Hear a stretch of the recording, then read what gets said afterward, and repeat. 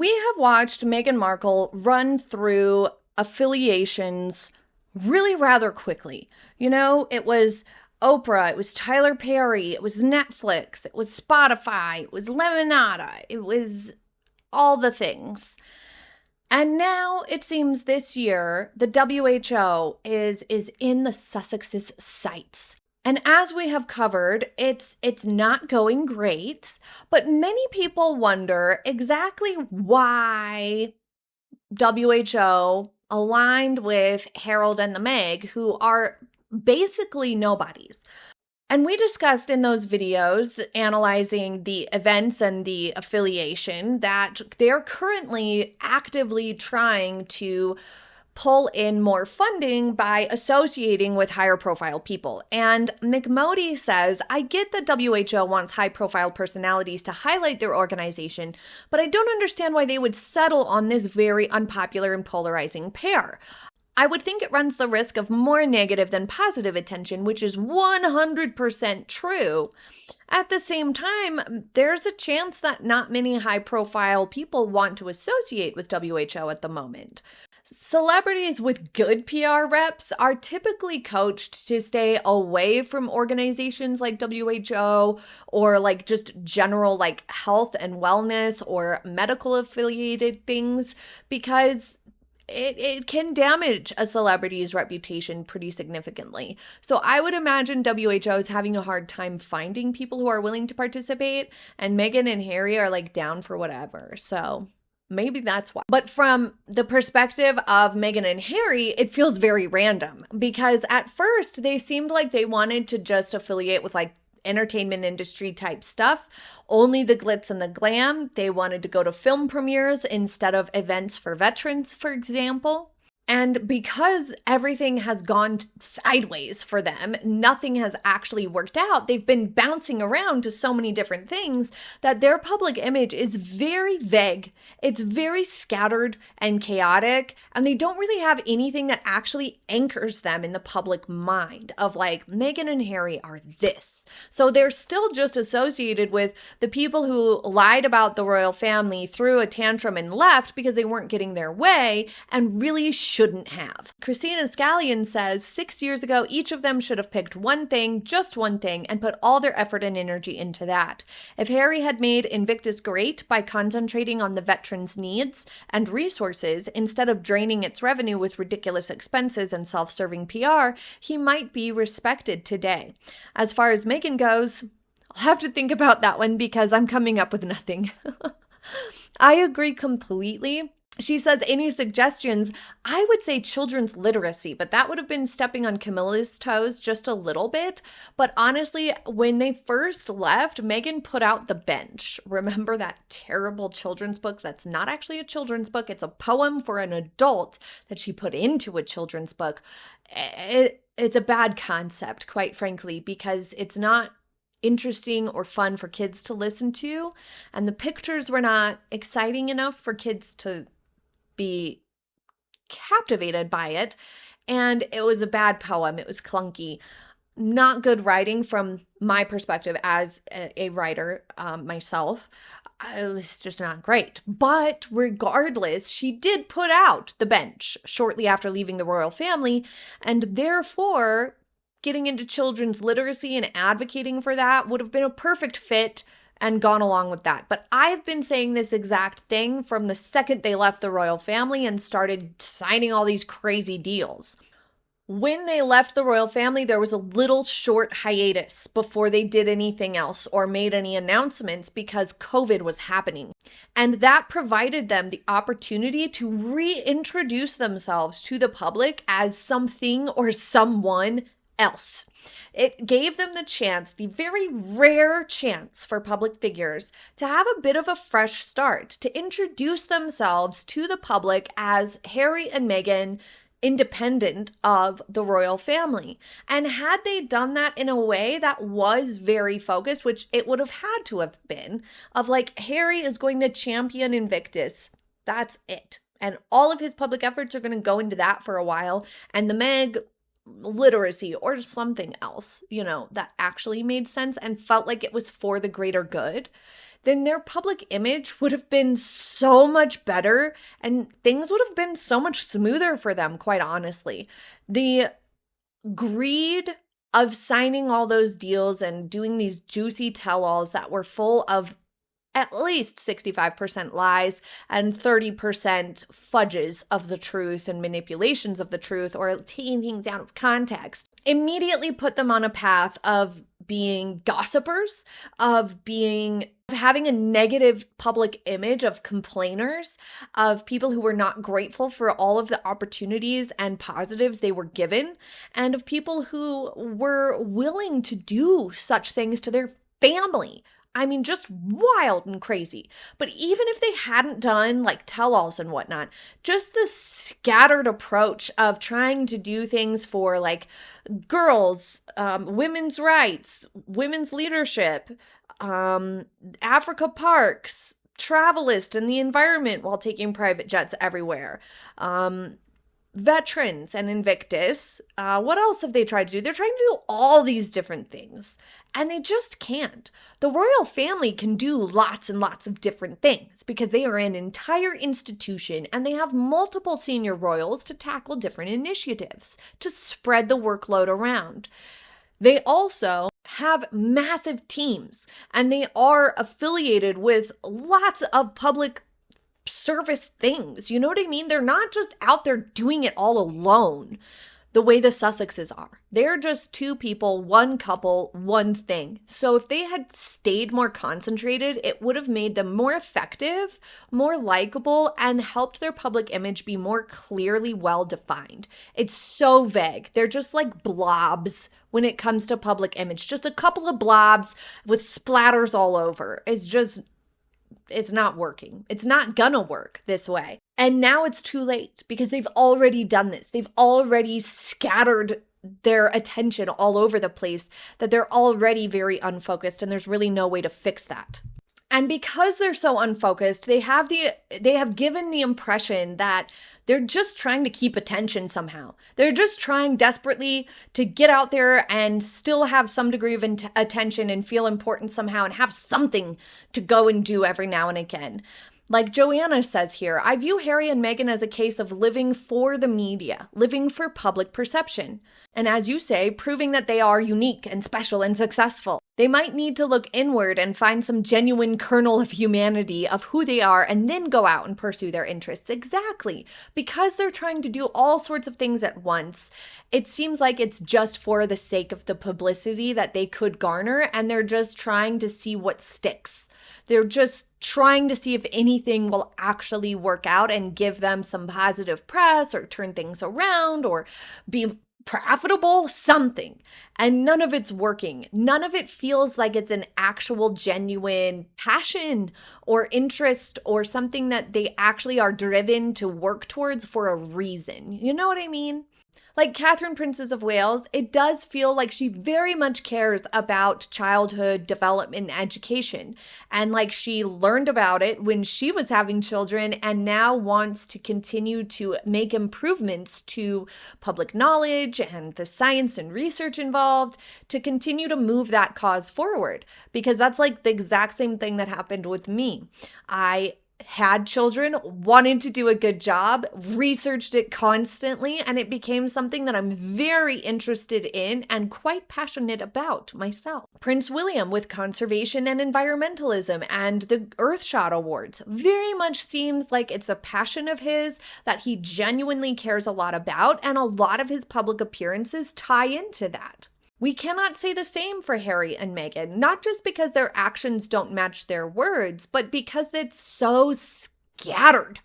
Nothing feels like it's impassioned because it's too chaotic and too all over the place. And it ties directly in with this feeling that they're constantly rebranding. They're constantly trying to pivot and be like, no, we're like this. This is who we are, and this is what we're about. Check this out. And when that doesn't work, they're like, no, actually, we're like this. This is how we are. Like this comment, that constantly rebranding just proves their lack of authenticity. When an image fails, they try to be something else. Then that fails and they rebrand again. They've changed direction so many times, they're just not believable anymore. People just feel like they're being conned. Exactly. It all feels contrived because we can see them just skipping to the next stone to try to see if it'll float. But this person says, I think it's a laziness thing. They're not prepared to put the work into anything. That's why Prince Harry starred as a prince in the royal household. Other people did the work and he was just the front man. Meghan had one secondary job as an actress on a secondary cable TV series, and then she never had to do the preparatory work. She would not even go to acting school like most of the best actors do. That's very possible. Harry and Meghan both seem like they don't really care to deal with the actual hard work behind the scenes ever. Harry especially, but Meghan does too, honestly. She wants to micromanage it, but she still wants someone else to do the work. She just wants to make the decisions. And when that's the dynamic, then you can't be very passionate about it because you're not actually learning anything about it behind the scenes. You're not actually in whatever cause or whatever event or whatever organization it is. You're just showing up to do the few things to get the publicity. And it does come across as lazy, and it also comes across as opportunistic.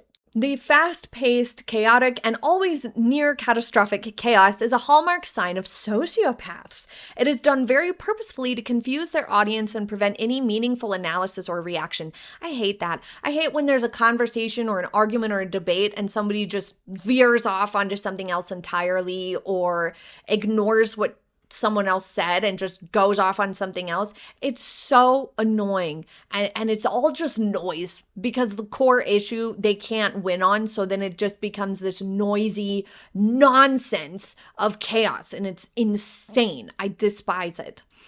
But it's meant to make any critique disappear because it would be irrelevant by the time it reaches any significant fraction of the audience. Because meanwhile, 2 more catastrophes have already struck again. Fair point. If you're just constantly spewing out and churning out drama and problems and critiques and clapbacks constantly, then nobody has any time to stop and be like, wait a second, you were completely lying on this moment, or you completely said something else entirely last time. Maybe that's part of it. They have overplayed their love stories so much that now they are both nothing without the other. No one will ever ask about one of them, only about the pair, and that leaves them with no other options. They have to stay together.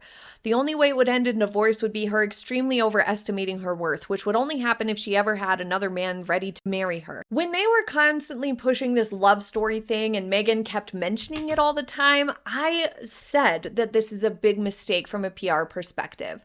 Because in part, then people will naturally overanalyze the dynamic between a couple if they try to sell themselves and make part of their public image their romance. Like, oh, our love story and our romance is a pillar of our public image, then you're forever going to be over scrutinized. And I think that's why Meghan insists on Harry still holding hands all the time, and why they try to put out like over the top, overboard, like Instagram posts with like 50 pictures for an anniversary instead of being more normal about it, because they have to keep selling this point of like, oh, we have the greatest love story. You saw what happened with Ben Affleck and J-Lo. It's not a good move. Lately, there's been a lot of talk about Harry and Meghan trying to come back into the royal fold, which I personally just do not think is in the cards because I don't think they are welcome fully. I don't think that even King Charles is interested in that, but I also don't think that Harry and Meghan are either. But Ruthie says, I doubt the royal family would want the Sussexes back. Working royals is a definite no. They've proven time and time again that they're not to be trusted with information. They blab at the drop of a hat, especially if money is involved. And as for an apology from them, who would believe this would be sincere, as they are proven liars? So they're on their own. I also don't think this news that's being floated of like, oh, Harry and Meghan are considering apologizing for the hurt that they've caused. I don't believe that for 1 second. I think that there's a chance that Team Sussex floated this idea to see if the press or the palace would kind of take a step towards softening stance on the Sussexes, but I don't think it would ever actually happen, because admitting that they were wrong or that they hurt anyone would be just absolutely out of the question for the ultimate victims of Meghan and Harry. Tanya Marie says, I think that had they done this 20 years ago, then they'd have been loved, but they tried to create an empire in the USA and Hollywood when people are over Hollywood overall. That's a good point. A lot of the steps along the way for Harry and Meghan were really poorly timed. And I think it comes from Harry not having a good understanding and awareness of like public temperature and culture and dynamics, because, you know, he's pretty far removed from it. I think both of them aren't the most aware of people. And I also think that Meghan has blinders when it comes to timing. She thinks that, well, I'm just going to do it because I want to do it right now and it'll work out. But timing is exceptionally important. And when they left, and even when they were together, when they first were like complaining about the press, it was just not, it was an outdated sort of an approach that they took. The press wasn't hounding Meghan the way they were with Diana and Catherine. People have moved on. Social media and smartphones and stuff have completely changed the game. And their status was just not as prominent, you know, not as big of a deal as it is for Catherine or when Diana was, you know, being introduced to the public. And then when they left the royal family, there was COVID, and then there was all sorts of other things that happened that just kind of threw a wrench in it.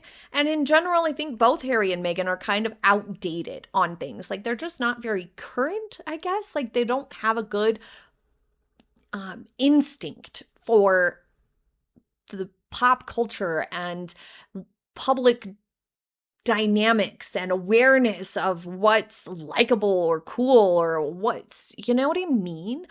I don't know how to put it into words properly. They just don't seem like they catch the vibe properly. They're just not aware of it. Sue Morgan says that her theory is that Meghan didn't get the adulation they expected, garnering increasing indirect and direct criticism from the highest, which must have stung. They fled in anger and used everything in their arsenal to garner public sympathy and apportion blame on the royal family. It has emerged that she was looking for ways to merch and self-promote from the off. She has also reinforced every petty grievance he ever held, which appears to be many. Their jealousy of all that William and Catherine have is obvious to all, not least through his book Spare. Remove the titles, they are utterly undeserved. I agree completely. I have always thought that Harry was offended that Meghan wasn't being hounded by the press the way he saw Catherine and his mom, you know, when he looked back at photos. And I think that Meghan was also offended that she wasn't as much of a hot commodity for the press. And at the same time, when she tried to set up press stuff or get photographed or do interviews, the feedback from the palace, the monarchy, the institution was, we'd rather you not do such things. Don't do interviews and whatnot. Just focus on the work. We'd rather focus on doing good and focus on the work than anything else. And that's what the Queen wanted at the time, which was the most important factor here, because they were working for her to represent her. And so I think that when Meghan tried to sort of get some of the press that she wanted and was told no, and the press weren't naturally hounding her, I think she was offended by that, and Harry was too. And I think that they twisted that into some sort of bias rather than acknowledging that there just wasn't as much interest there, given their status, given the period of time in, you know, history that this was happening in modern day, with changes to how these dynamics play out. And also just like, you know, Meghan's likability factor wasn't there. But what do you guys think? Leave your thoughts in the comments. Thank you for joining me for today's comments video. I hope you don't mind these chattier types of videos. I really enjoy and appreciate all of your comments. So I love getting to have a chance to sort of discuss and have a little bit more of a back and forth on the things that are interesting you guys the most. I hope you have a happy day ahead, and I will see you soon. Bye.